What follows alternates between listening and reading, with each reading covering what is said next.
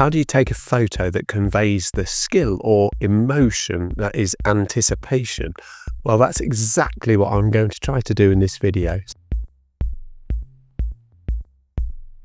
Anticipation is that waiting, that longing, that being prepared, expecting something to happen. Normally it's a life event, a positive life event, but it can also be negative.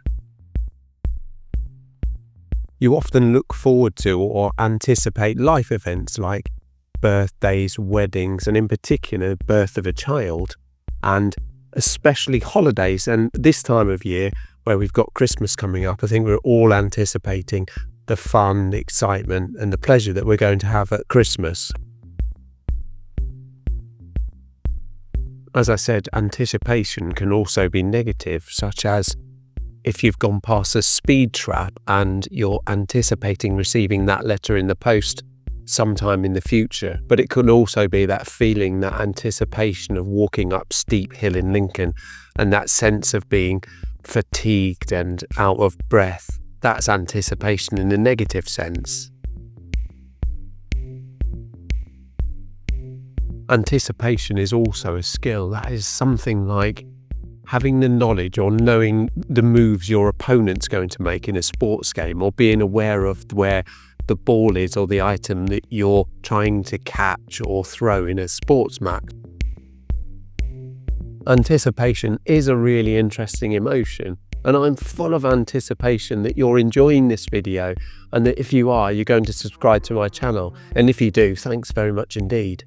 And while you're at it, a like would be really awesome too. That would be great. And if you're wondering what this is about, well, I'm part of a Instagram photography challenge community in which we host photography challenges on a regular basis.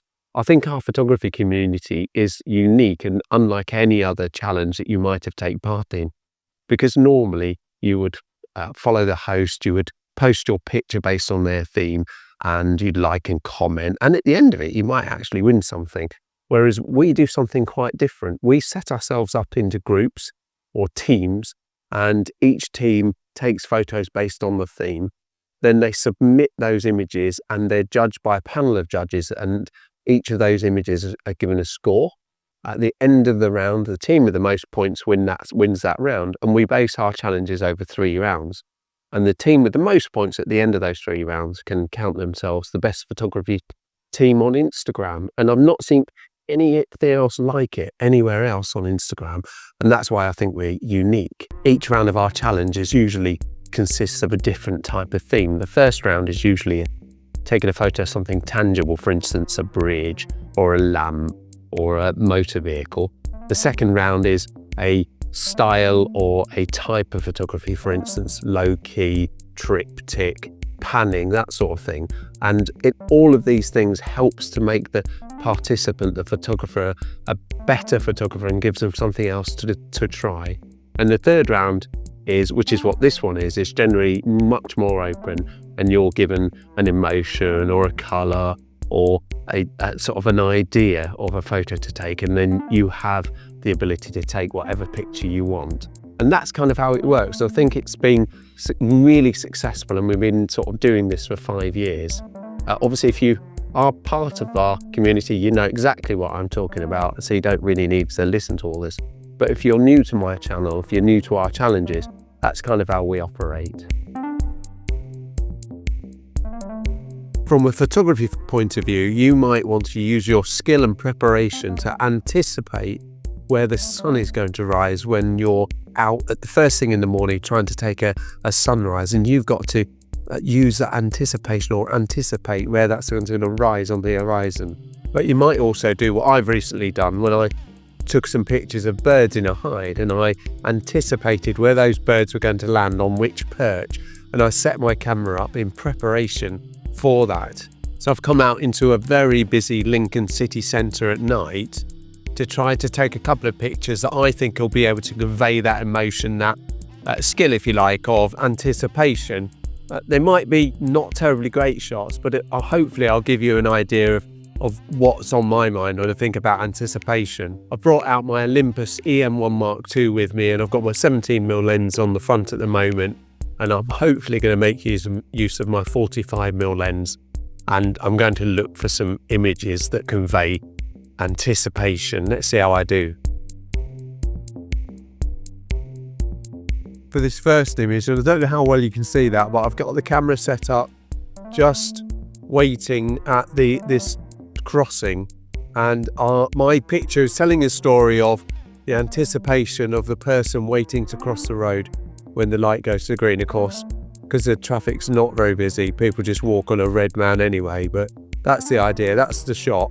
I've got the 45mm lens on because I don't want to get too close to people, and I've got my ISO really high, about 1000, and I'm on f1.8 to try to get as much light in as I can. All I want to do now is wait for somebody to stand either side of this crossing. So I've been waiting for someone to stand by the lights, and I've just found these two people. I'm just going to take the picture now, and there you go. Let's have a look at that photo. There it is on the back of the camera, and we can have a look at that photo. That looks pretty good to me.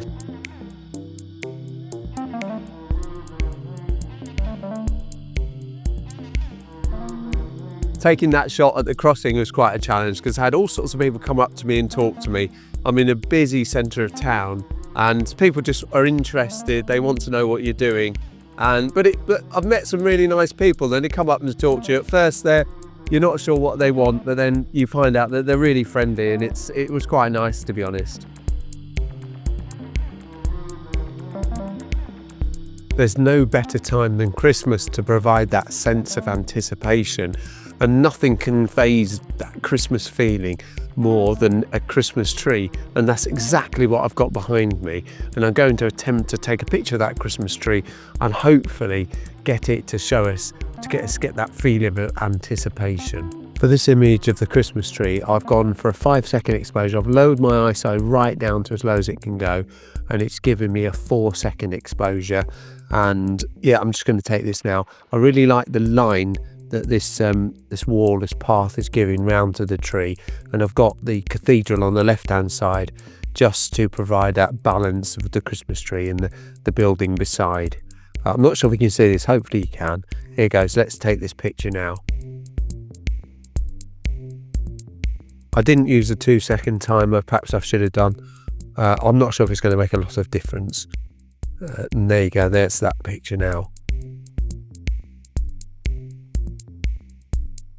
Thank you very much indeed for watching. I hope you found this video useful and it helps you find an image or inspired you to find a picture that conveys the emotion of anticipation. I've only scratched the surface, and I'm sure you will find the many more pictures or ideas for anticipation. Good luck with your image, and I'll see you in the next one. Cheerio.